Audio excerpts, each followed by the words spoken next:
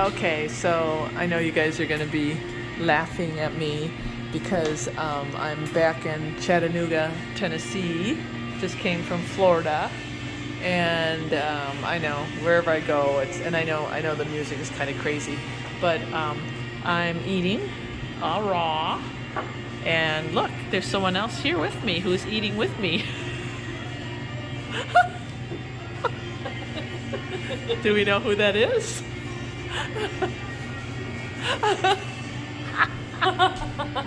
Surprise! It's Stacy's sister, Starrys. I haven't seen her for such a long time. Look at that. Christmas. We saw Yeah. each other for Christmas. Yeah, Christmas. Yeah. So now we're together Yeah, again. the duo. The duo. There we go. So Christy is actually in Wildwood right now. Yep. Right? So she is going through treatment. She had a real blessing, a gift from somebody. Yeah. And she's being treated. Why don't you tell them real quick, like why you decided to go to Wildwood and get treatment? Because she's been sick for a long time. I know a lot of people ask, "Where's your sister and how's she doing?" And I have fibromyalgia.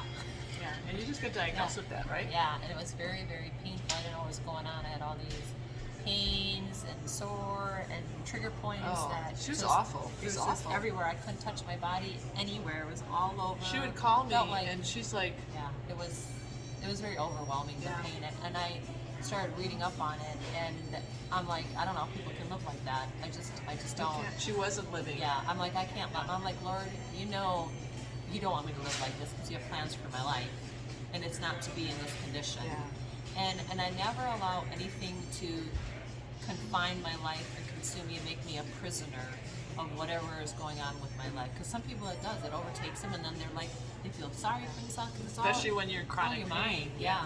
I mean, that's what Satan wants. But I'm like, I'm not going to let it get a hold of me. You know, I broke down and cried.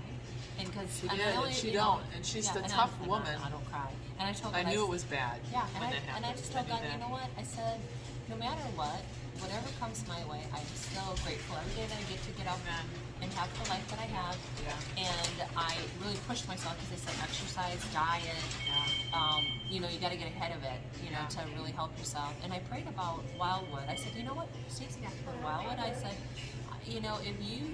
if you can put this blessing upon me, I'm going to pray about it. And if there's any way that I can go, then you'll let it happen. Yeah. So and I said, if not, then it's not meant to be. And then it happened. It happened. I know, it was incredible. It was through a vessel. And I just said, Lord, it just goes to show you how much this is you showing me how much you love me, and you don't want me to suffer, and you want me to.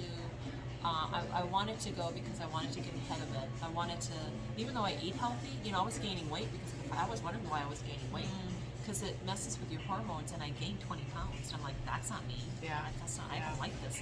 And then you have the extra weight, which is even worse for the fibromyalgia. It was terrible. And tell them about your eyes. Oh yeah, and I had problems with my Crazy symptoms. eyes. I couldn't figure out what was going on with her because she So told I me had these it like crazy 3 or symptoms. 4 times, and it happened like a few months before I got the fibromyalgia. My eyesight was getting. They were like electrical waves in my eyes. They weren't floaters. They were electrical waves. And then they get really bad, and then they get started more and more and more and more. And then when I was in Wisconsin, it happened, and then I started getting dizzy from it. But my girlfriend Kimberly has fibromyalgia, and she had eye problems too, and she went to a lifestyle center up in Washington. And it's all connected. Everything is connected. Yeah. It is. So I don't have it now, but the treatment I've been getting has just been fabulous. The food's been good. But like I said, I went there to get ahead of it. So. And it doesn't mean, because I had a flare up there, and it was good to know, like that, to have the flare up, so we could know what kind of treatment they could give me and what would work best. And that was hot. What do you think? Hot contrast, definitely. Okay. Yeah. That's. And I still, my legs still kind of hurt, but nothing like it was. She was debilitated. Yeah. I felt so bad for her. Even my brother, he contacted me. He's like, "Can't you do something with your sister? Diet. There's got to be something you could do." And I knew when my brother was getting involved that it was serious. I really did. I mean, she was just beside herself. Yeah. So here's a question. So I went to that all raw retreat, and then we had the other place up in Deer Lodge, which is actually more affordable now than Wildwood. We're finding out these home-based places. Do you think a home-based place would be something that would be worthwhile to go to? Oh yeah. So they said I was, cause Stacy's with this woman down in Florida, and they said the first thing a person needs to do, you know, cause they can help, like, all these lifestyles can help people with cancer, diabetes, you know, drug addiction or whatever, right? So it starts with the eight laws of health. You got to eat a plant-based diet, and then if you've got something more severe, you go to all raw, yeah. And even for weight loss, if people want to do weight loss, raw is the key to do it. Yeah, And definitely. it isn't permanent. I mean, I've been all raw for 3 years, and like I said, I have my story where I slip. I'm an emotional eater, and it still really happens. is. It just happens. Yeah, and it's You know? disappointing, but I feel it when I slip. Right. I mean, Like, I get so sick and I can't. Yeah. But you don't have to be 100% raw. But even like Kathy was saying, you can have a really good diet, but if you're super sick and you're not breaking through Yeah. these centers, and I have maybe I should just announce it right now. I kind of have a big announcement. So. There's a gentleman who owns Echo Valley. His name is Scott and Melissa. And I know you're getting hungry. I'll let me do this real quick. And just let me do this real quick. They purchased 2 houses on a creek, a beautiful creek in a little town in Tennessee. And they have asked me to be part of that ministry, and my friend Chris. And we're looking for other people to come and do outreach with us. But I'm going to hopefully head up some women retreats there.